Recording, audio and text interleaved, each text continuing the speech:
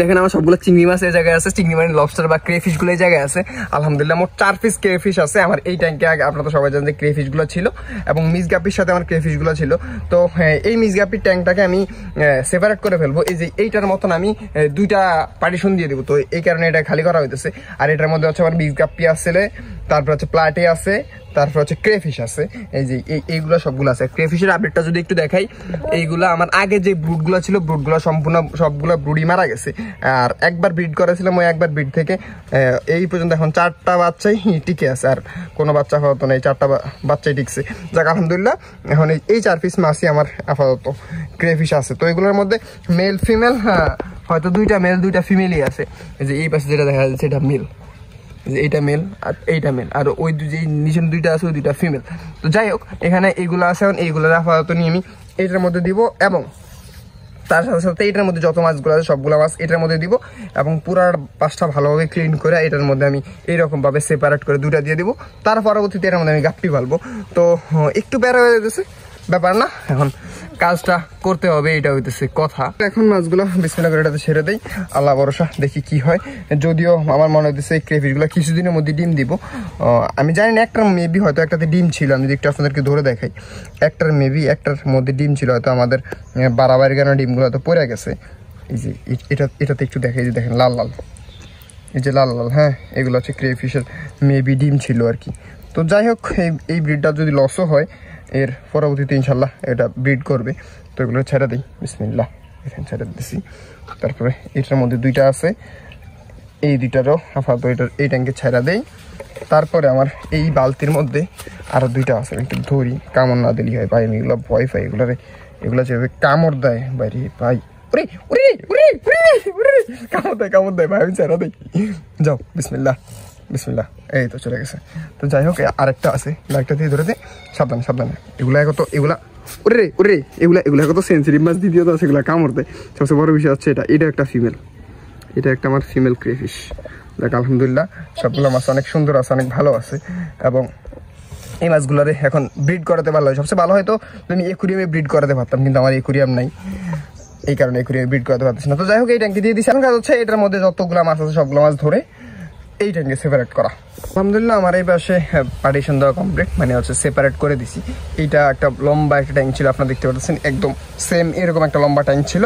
ওই ট্যাঙ্কটারে আমি 2টা পার্টিশন করে দিছি। এই পার্টিশনের মধ্যে এখন আমি অন্য যে কোনো 2টা জাতের মাছ পালতে পারবো। কারণ সাধারণত আমার এই যেই হাউসগুলো করছিলাম এগুলো আমি একটু মানে আমার গাপ্পি মলের ক্ষেত্রে এত বড় হাউস বা এত স্ট্রং হেভি হাউস প্রয়োজন হয় না, কিন্তু আমি নতুন অবস্থায় করছি, অনেক টাকা ইনভেস্ট করে ফেলছি। তো এটা আসলে এটা কুইকার কমেট গোল্ড ফিশের জন্য এই হাউসগুলো এনাফ, কিন্তু গাপ্পি মলি প্লাটির জন্য এত হাইট, এটার ভিতরে 2.5 ফিট হাইট আছে, 2.5 ফিট হাইট আছে। তো 2.5 ফিট হাইট কখনোই গাপ্পি মলির জন্য প্রয়োজন নেই, গাপ্পি মলির জন্য জাস্ট 1 ফিট পানি ইজ এনাফ। তো এখন এটার কাজে লাগানোর ক্ষেত্রে আমি চিন্তা ভাবনা করছি যে এগুলো আমি আস্তে আস্তে সেপারেট করে ফেলবো। আপাতত এই প্রথমে একদম এইটা সেপারেট করছি, তারপরে আজকে এটা করলাম। এখন আমি চিন্তা করতেছি হয়তো এই 2টা বা একটা এখান থেকে আরও একটা অথবা 2টাকে সেপারেট করে ফেলে একটা ট্যাঙ্কে আমরা রাখবো, এটা কম্বাইন, ওটার মধ্যে গাপ্পি মলি প্লাটি সোটেল মিসগাপ্পি সবগুলো একটা ট্যাঙ্কে থাকবে। আর যেসব অন্যান্য ট্যাঙ্কগুলো থাকবে এগুলোর মধ্যে আমার আলাদা আলাদা জাতের হয় গাপ্পি রাখতে পারি বা মলি রাখতে পারি। এইটা টেনশনে আছি, কিন্তু আমি এখন টেনশনে আছি যে এই ট্যাঙ্কগুলোতে আমি যে 2টা ট্যাঙ্ক এখন করলাম এই ট্যাঙ্কগুলোতে আমি কি দিব, এটার মধ্যে কি এখন গাপ্পি দিব নাকি হচ্ছে আমার মলি দিব, এইটা আমি চিন্তার বিষয় একটা। হয়তো গাপ্পি যদি দেই এটার মধ্যে 2টা জাতের গাপ্পি হতে পারে, বা মলি দিলে 2টা জাতের 2 ভ্যারাইটির মলি আমি করতে পারি, বা এটাও হতে পারে যে এক ব্রিডিং বক্স দিয়ে মলিগুলো আটকে রাখলাম, গাপ্পিগুলার এটার মধ্যে ছাড়া রাখলাম, ওইটাও হতে পারে। তো দেখা যাক আমি কোনটা কীভাবে করি, ওইটা ইনশাল্লাহ ভিডিওর মাধ্যমে আপনারা আপডেট পাবেন।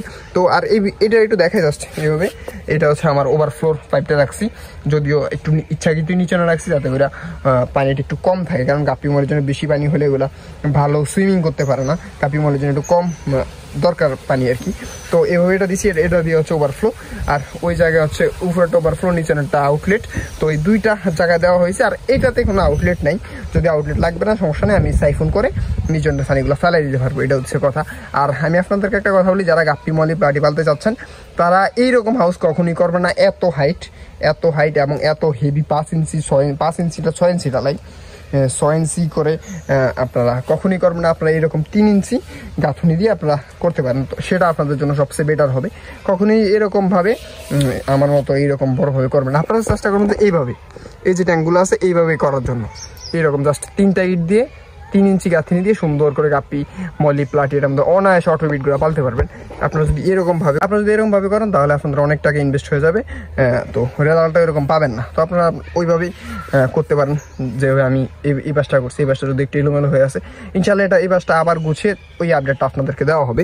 এটা হচ্ছে কথা। আর এটার মধ্যে এখন আমার প্লাটি, মলি, সোটেল এবং লবস্টারগুলা এই ট্যাঙ্কে আছে। এই ট্যাঙ্কে আছে, দেখানো যাবে কিনা জানি না। এই যে দেখেন মাশাআল্লাহ এখন দেখানো যেতেছে, অনেক মাছ আছে কিন্তু দেখানো যেতেছে না।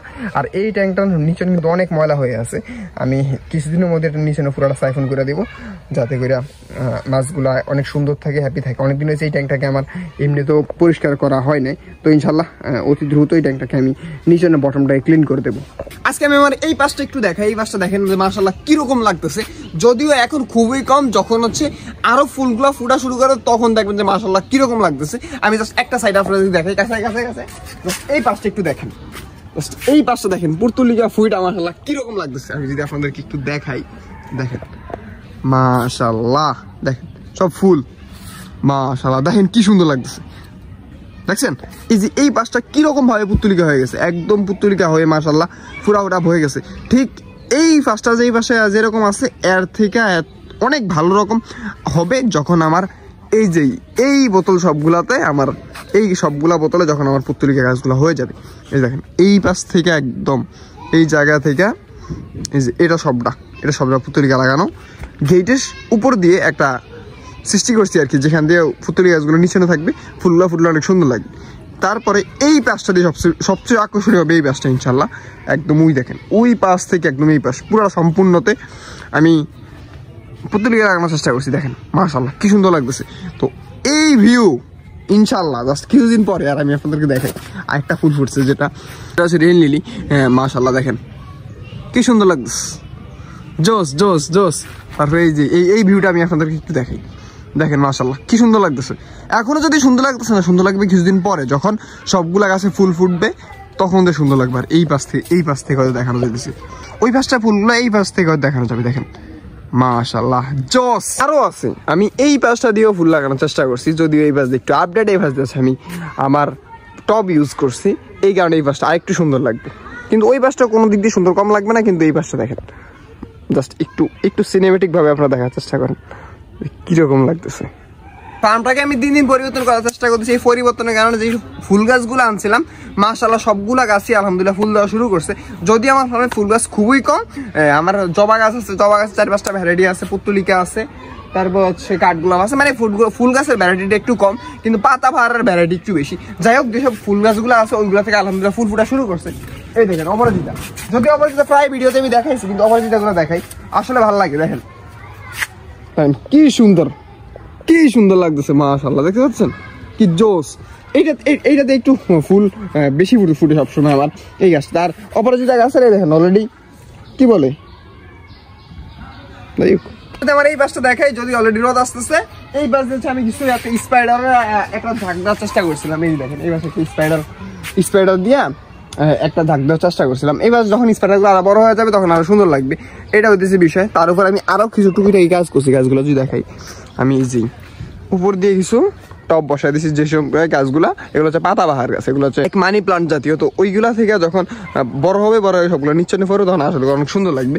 তারপরে এই যে এই পাশ দিয়ে দেওয়া হয়েছে উপরে, এই যে দেখেন এই উপরে এই পাশ দিয়ে দেওয়া হয়েছে, যখন এটা বড় হয়ে যাবে আরো বড় হলে তখন নিচে পড়বে, আরো সুন্দর লাগবে। তারপর যদি আরো একটু দেখাই, আমার এই পাশে দেওয়া আছে কিছু, এই যে দেখেন এই যে সুন্দরভাবে দেওয়ার চেষ্টা করছি। মানে আমার কথা হচ্ছে হাতের কাছে যা পাই সবসময় তাকে আমি কাজে লাগানোর চেষ্টা করি।